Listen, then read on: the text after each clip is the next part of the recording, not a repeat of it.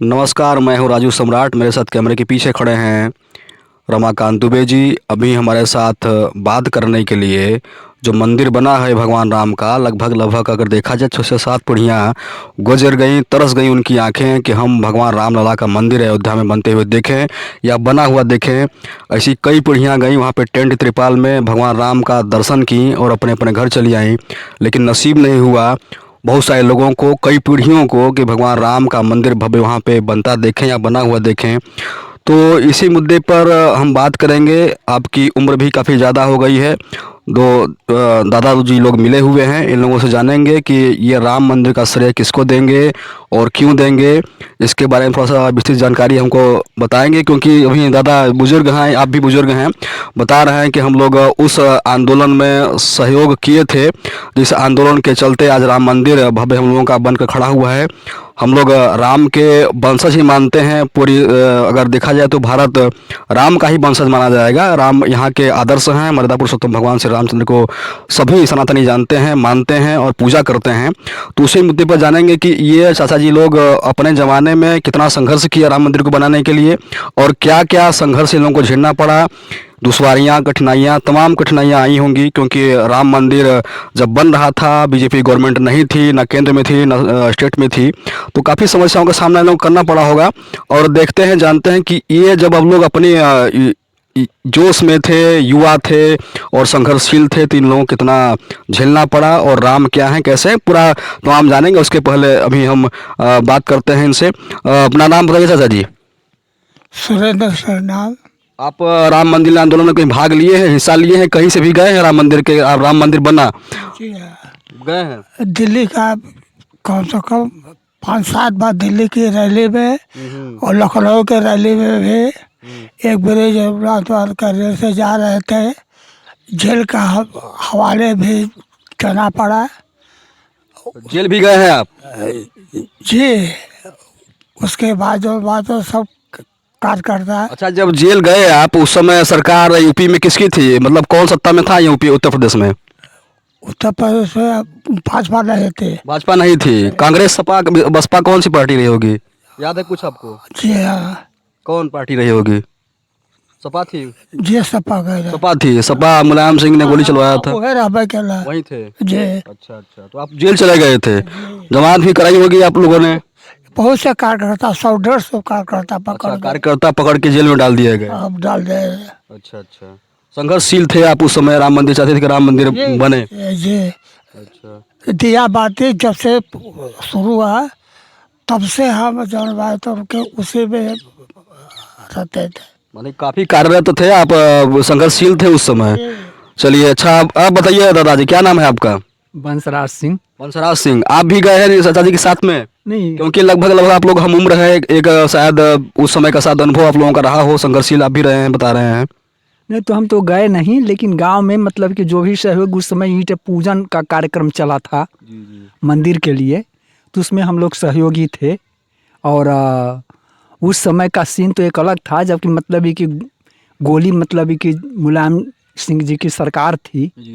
जब मतलब कि बाबरी मस्जिद को ढहाने का कार्यक्रम शुरू हुआ, तो उस समय से लेकर के बहुत पहले से जितने भी मतलब कि सनातनी थे, सबकी आस्था थी कि नहीं मंदिर बने, क्योंकि हमारे एक पूर्वज की वो निशानी आदि पुरुष भगवान को हम मानते हैं और उन्हें हम अपने वंशज के हैं। इसलिए जो भी होगा वो उसकी इच्छा आज पूरी हुई है। अच्छा, मतलब आज काफ़ी अच्छा लग रहा होगा, क्योंकि संघर्ष आप भी किए हैं, आप भी किए हैं उस समय अपने गांव में, बाहर निकल के जेल भी गए हैं। बता रहे हैं दादाजी कि हम जेल भी गए थे उस समय का। मतलब कैसा अनुभव हो रहा है इस समय आपको? राम मंदिर बन के पूरा हो गया, मोदी जी प्राण प्रतिष्ठा भी कर दी गई, इसको कैसा लग रहा है? बहुत अच्छा, हर्षोल्लास है काफ़ी? बहुत अच्छा। तो क्या अभी तो उम्र कितनी होगी आपकी? हमारी 72 है। 72 साल। राम मंदिर गए भी दर्शन करने की, जाना है, क्या प्लान? जाना है। जाना है, अभी गए नहीं है, मतलब जाना चाहते हैं राम मंदिर? हाँ, राम को देखना चाहते हैं? बिल्कुल बिल्कुल बिल्कुल। आप दादाजी जाना चाहते हैं राम मंदिर देखने, भगवान राम का दर्शन करने? ये साहब जाएंगे? जी थोड़ा जाड़ा अब शांत तो हो जाए। तो ठंडी से थोड़ा सा दिक्कत है, नहीं तो जाएंगे फिर? हाँ, हाँ मोदी जी आश्वासन दिए थे, आप सुने थे शांति हो जाएगी तो हम लोग जाएंगे। अच्छा।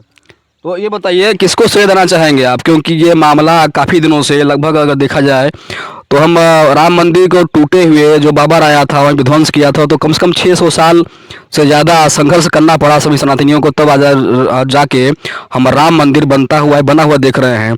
तो किसको श्रेय देना चाहेंगे, सुप्रीम कोर्ट को, विहिप को, बजरंग दल को, या फिर मोदी योगी सरकार को? ऐसी बात है कि देखिए इसमें सहयोग सभी का है। सुप्रीम कोर्ट का भी सहयोग है, आदेश तो वहीं मतलब पारित किए तब जाकर के हिंदू को सुपुर्द किया गया।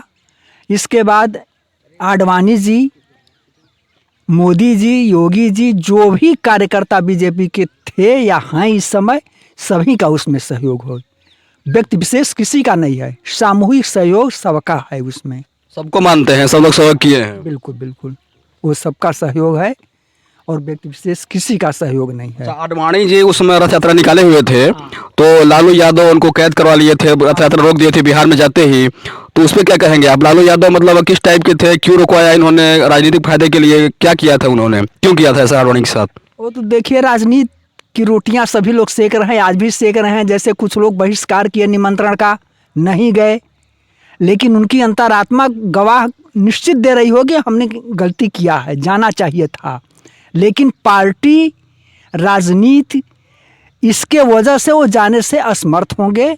और चूंकि यहाँ केवल चुनाव एक मुख्य चीज़ है और चुनाव होने वाला है 24 में, तो इस वजह से लोग हमारे विचार से नहीं गए, लेकिन जाना चाहिए था। अगर आप हिंदू हो तो हिंदू का साथ आपको देना चाहिए, लेकिन राजनीति के चलते अगर आप हिंदू का साथ छोड़ रहे तो हिंदू आपको साथ नहीं देगा।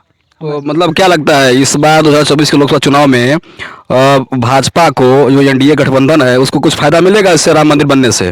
फ़ायदा तो अवश्य मिलना चाहिए। हिंदू वोट एकत्रित होगा इस बार? हाँ, वो तो होना चाहिए उसको। अगर वो हिंदू है तो हिंदू के नाम पर तो उसको मतलब इकट्ठा होना ही चाहिए। तो इस बार आप बताइए किसको देखना चाहते हैं सेंट्रल में पीएम पद के उम्मीदवार के रूप में? या मान लीजिए भाजपा तो उम्मीदवार पहले से कंफर्म है कि मोदी ही होंगे, तो चाहते हैं आप फिर एक बार मोदी सरकार और तीसरी बार मोदी सरकार फिर बने? वो तो निश्चित है, वो तो आना है, उनको कोई रोक नहीं सकता। मोदी जी तो आएंगे, पूर्ण बहुमत से आएंगे? हाँ निश्चित आएंगे। विश्वास है आपको? बिल्कुल बिल्कुल विश्वास है। मतलब आप चाहते हैं कि फिर एक बार मोदी सरकार? हाँ, कम से कम चलिए। सनातन की स्थापना वो कर रहे हैं, सनातन धर्म का उत्थान कर रहे हैं, तो जो भी सनातनी होगा वो निश्चित उस तहे दिल से उनके काम को स्वीकार करेगा और उनके पीछे चलेगा। अच्छा अच्छा, तो मोदी को श्रेय भी दे रहे हैं और सभी लोगों को श्रेय दे रहे हैं। आडवाणी और जोशी एक बहुत बड़ा नाम था उस समय, जब जोशी जी भी किसी से कम नहीं थे उस समय। जोशी जी, आडवाणी जी, जितने भी पुराने वरिष्ठ नेता कांग्रेस के थे, सभी का उसमें सहयोग हम मानते हैं। भाजपा जो भी था। तो कांग्रेस सदैव तो विरोध में रही है किसके? कपिल सिब्बल वहाँ पे सुप्रीम कोर्ट में हलफनामा दायर कर रहे थे कि राम काल्पनिक हैं, राम का कोई अस्तित्व नहीं है, राम एक काव्य ग्रंथ लिखे गए हैं मात्र। तो इस पर क्या कहें? कपिल सिब्बल तो देख रहे हैं, क्या मतलब क्या कहना चाह रहे हैं? कपिल सिब्बल को जानते होंगे आप?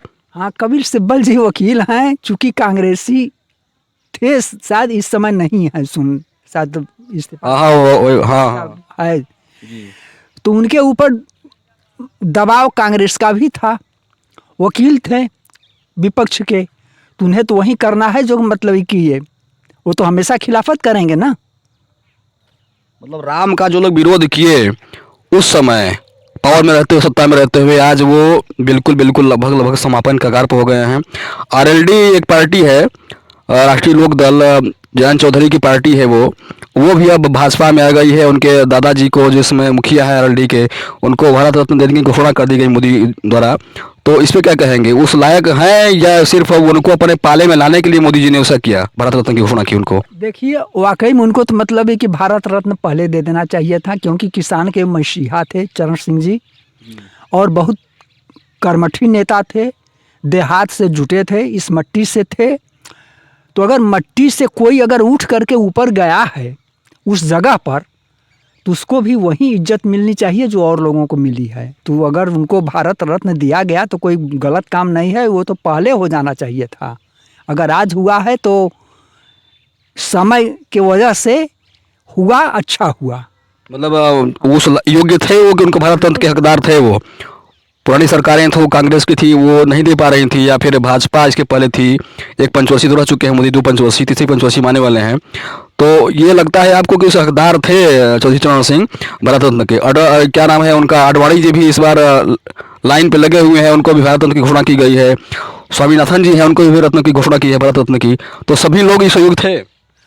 आडवाणी जी तो खैर एक अब उनके बारे में कहने के तो शब्द नहीं है, जितना उन्होंने त्याग किया है देश के लिए अपने कार्यकाल में। आज तो मतलब एक उनका कार्यकाल नहीं है, एक बतौर पार्टी के सदस्य के रूप में हैं या हमारे। बोलिए बोलिए, आप इधर आप लोग इधर आ जाइए, पीछे आ जाइए, सब लोग आइए, पीछे आ जाइए, बोलिए। हमारे बीच में आज भी वो हैं जो कि एक प्रणेता के तौर पर उनको हम देखते हैं।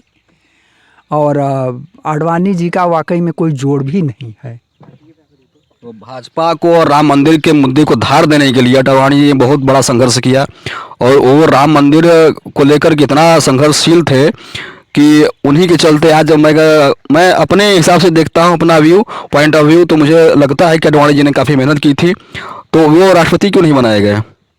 इस पे विचार करिए। ऐसी बात है कि और राष्ट्रपति तो ये चूँकि अब उनका मतलब है कि पार्टी के लोग, या अब इस पर हम विशेष नहीं बोल सकते। अच्छा, वो जो ऊपर के लोग लीडर हैं, आप भाई गांव के हैं, जुड़े हुए हैं सनातन संस्कृति से, आप इस पे कुछ बहुत व्यू नहीं दे पाएंगे, हम जान रहे हैं।